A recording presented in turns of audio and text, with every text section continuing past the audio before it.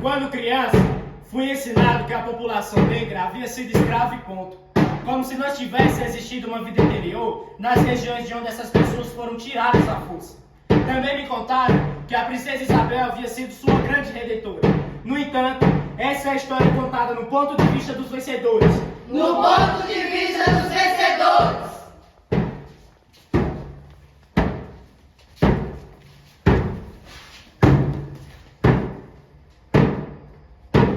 O que não me contaram é que o quilombo dos Palmares na Serra da Barriga em Alagoas perdurou por mais de um século e que se organizaram vários levantes como forma de resistência à escravidão, como a revolta dos malês e a revolta da Chibata. Com o tempo, compreendi que a população negra havia sido escravizada e não era escrava. Palavra que denota que essa seria uma condição natural, ocultando que esse grupo foi colocado ali pela ação de outra pessoa.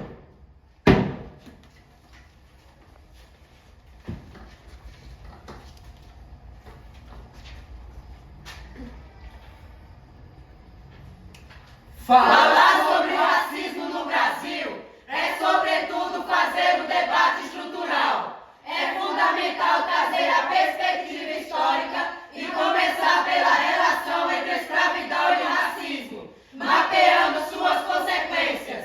Deve-se pensar como esse sistema vem beneficiando economicamente por toda a história a população branca, ao passo que a negra, tratada como mercadoria, não teve acesso a direitos básicos e à distribuição de riquezas. Agora, vamos ter uma aulinha de história.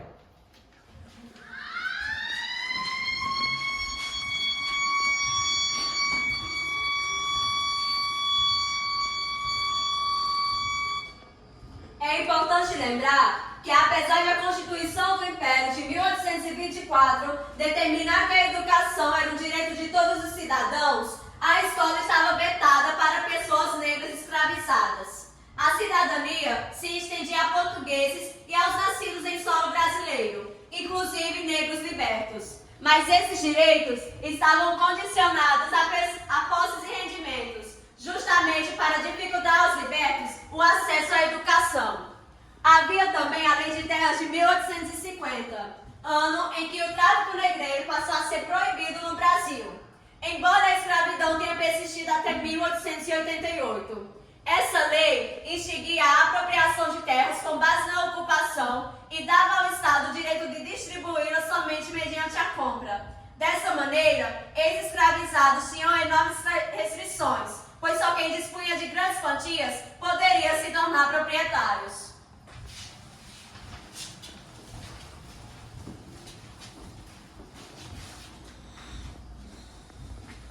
O racismo é um sistema de opressão que nega direitos e não apenas um ato da vontade de um indivíduo.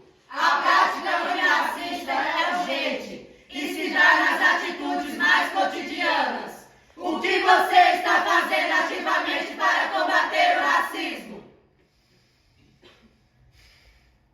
Eu tenho aqui guardado dentro de mim um monte de bomba e essa coisa toda vai explodir.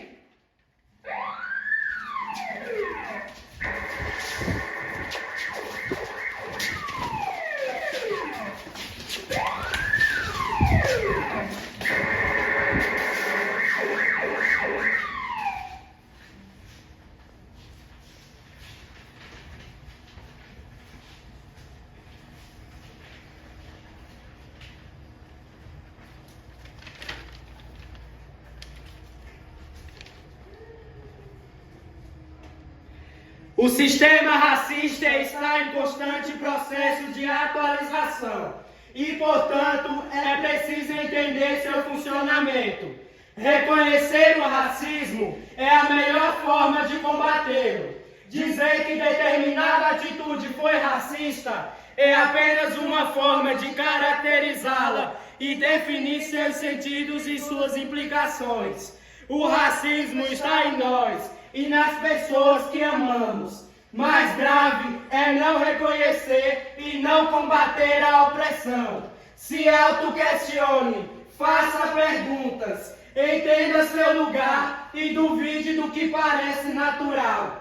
Essa é a primeira medida para evitar reproduzir esse tipo de violência, que privilegia uns e oprime outros.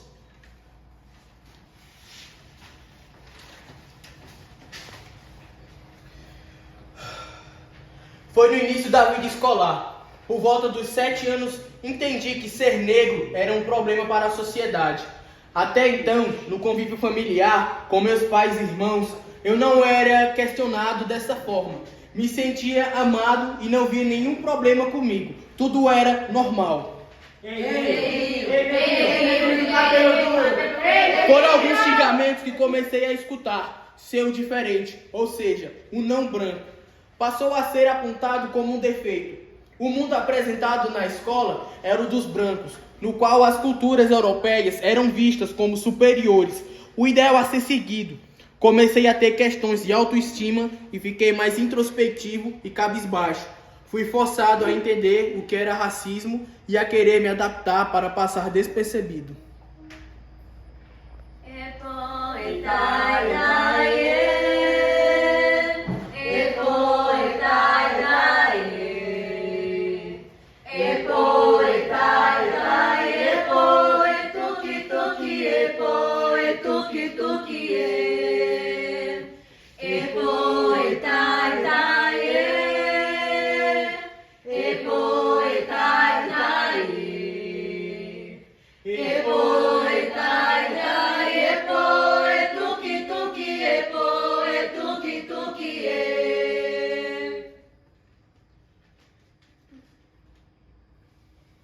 Quando ao escutar uma piada racista, as pessoas riem ou silenciam, em vez de repreender quem a faz. O silêncio é cúmplice da violência. Pessoas negras não podem ser reduzidas a determinados estereótipos, mas precisam ser reconhecidas como seres humanos, em toda a sua complexidade e com suas contradições. Negro, negra, quebrem com a visão de que somente pessoas brancas são bonitas. Valorize seu cabelo natural e as características típicas do povo negro, criando para ele uma nova consciência. Devemos questionar a ausência de pessoas negras em posições de gerência, autores negros em antologias, pensadores negros na bibliografia de cursos universitários, protagonistas negros no audiovisual. Os homens brancos são maioria nos espaços de poder. Esse não é um lugar natural. Foi construído a partir de processos de escravização. É fundamental criar espaços, sobretudo em lugares que pessoas negras não costumam acessar.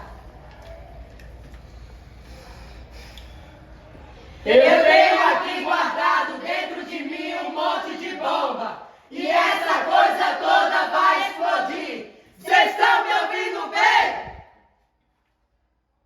Devemos questionar o modo como os personagens negros são retratados. Quando assistir a um filme ou a uma novela, procure refletir sobre a presença ou ausência de atores negros e atrizes. Quantas pessoas negras estão atuando? Que personagens interpretam? O mesmo vale para qualquer outro produto cultural. Quando for a uma exposição de arte, a uma festa literária, a um debate sobre poesia, quando ler um livro ou folhear uma revista.